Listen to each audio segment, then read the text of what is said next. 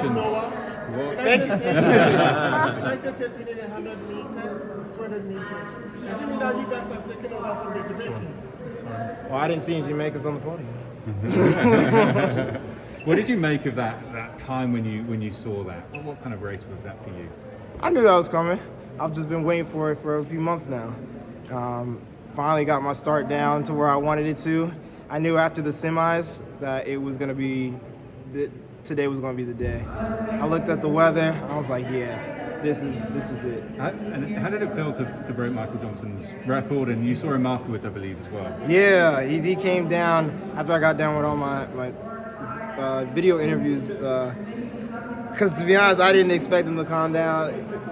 I remember watching Wade break the 400-meter record, and I'm like, dang, Michael Johnson only got one more record left. I'm like, who's going to be the one to break it? I'm just like, I want to be the one to break it. And shoot, this year, all me and my coach have been talking about was like, we're going after that record. We're going after that record. And here it is. And now we're hungry for more. What were you saying to the clock when you saw 1932? I was telling it to give me some slack, man. I was all, how's it gonna show up in the same time, 1932? Come on, change that. And then how did you find out that it was 1931? Who told you how it was? Well, I turned around from the big clock, and then everybody went, yeah! And I'm like, what happened? And then I looked up at the big clock in the stands, and I saw 31. I'm like, yes! Why'd you have such a great start tonight? Enthusiasm. All right. Great field behind me, full of great starters. I didn't want to lose. I had a plan to win. Yeah. What was the role of your family in this win? What was the role of your family? Of course, support. We support each other in everything that we do, and that doesn't mean that it's going to change just because somebody is graduating from high school or college or somebody's trying to win a world championship. And you tweeted before that USA were touching everything here. Oh, everything. And you did another 1, 2, 3. What do you make of the current generation of sprinters you have in this country? Man, it's nice to see, man. I remember looking.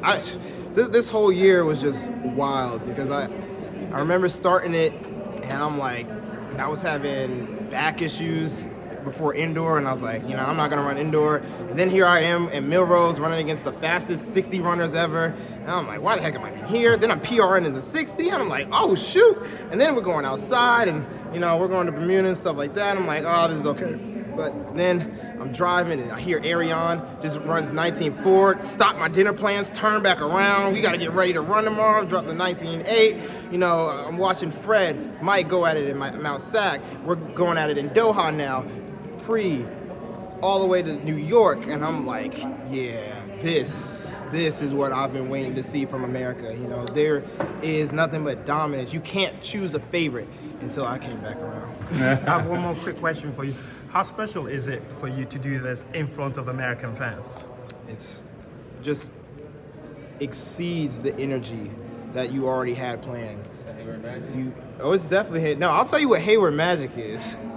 Hayward Magic is when we all walked out and you could feel the environment shift. Everybody already standing on their feet. Everybody excited, screaming out every name. Not just excited to watch U.S. people compete, but everybody compete. Knowing that they were about to see something amazing and then it happening. And everyone talks about how... Did you have in the stadium tonight? What is it? How many family members did you have in the stadium tonight? So I got mom, stepdad, sister, brother, dad, stepmom, uncle, grandma. Everyone talks about how special rivalries can do to the sport of athletics. Yeah. At the moment, it looks like there's one developing between you and my team. What do you think how do you think that's going to shape the way the 200 meters go? Because there's still a couple of records that you guys could break. Yeah, I think it's going to get even better. And then now that I'm, doing this in the 200, I remember exactly. It's time to move back to the 100. Now the 100 can be fun again. Apparently, I got to start waiting to come out. So now I just got to keep getting it and making sure that it comes out in the 100. When and why did you make the decision to drop the 100 this year? because I really wanted to break that American record in the 200, and I did not want to lose the Arion. Like, point and simple, I don't like losing, and it was just too much of a risk to try and double at this championship with Arion over here dropping 19.4s. And that decision was in like May? I made it right after pre. And I had been thinking about it for a little bit after Doha, but it was really after pre. Ralph Mann came by and he was like, yeah, the way you're starting is bad. And I'm like, shoot, because I've been practicing all year. So I'm like, now we're basically starting from scratch. I'm not about to go into 100 with a start from scratch, start. And I'm gonna just find a race that I love and then keep improving it from there. Celebration.